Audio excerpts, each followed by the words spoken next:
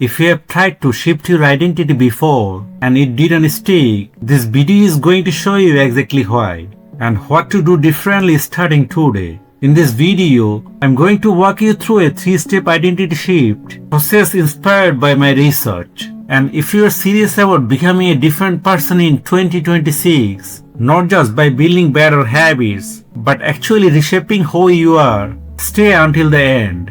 Step 3 is the one that makes everything else finally click. Let's dive in. Here's the hard truth. There was a time when you felt safer by not trying too hard. Not setting a high goal helped you avoid the pain of failing, and calling yourself just average protected you from the pressure of being extraordinary. The truth is, your mind keeps going back to the things that once made you feel safe. But when you try to change your previously safe identity, then it becomes difficult. Neuroscientist Antonio Damasio found that feeling like your identity is under threat can cause the same kind of stress reaction as physical harm. In simple terms, when you try to become someone new, your brain often fights back. So here's something you have to do from tomorrow. Write or say it every morning, and before going to bed, you may call it a goodbye letter to your old identity. But don't make it a hateful letter. Make it a thankful one. Write or whisper in your mind, "Thank you for protecting me when I needed you. But now your job is finished. I don't need you anymore." It might sound emotional, maybe even a bit like therapy talk, but there's actual psychology behind it. It sends a signal to your mind and nervous system that the old chapter is over. And once you release who you used to be, you finally give yourself permission to decide who you want to become next.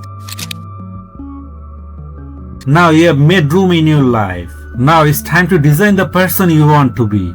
This is where you shape the person you are turning into, even with the tiny details. You have to think, how does the future version of you speak with other people? How do they walk? What time do they wake up? And how do they spend their morning?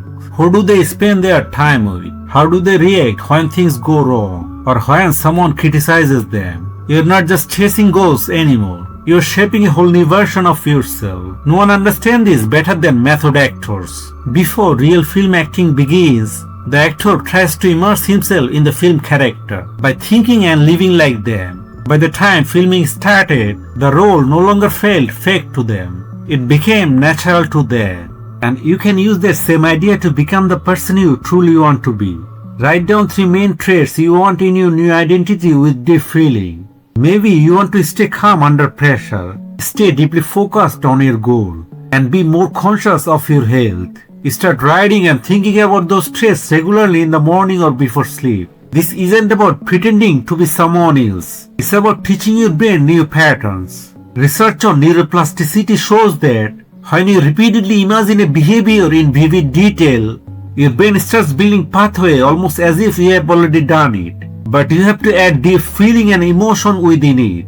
Without this, it will not be effective. But here's what separates people who only dream about change from people who actually transform. And that brings us to the most important step.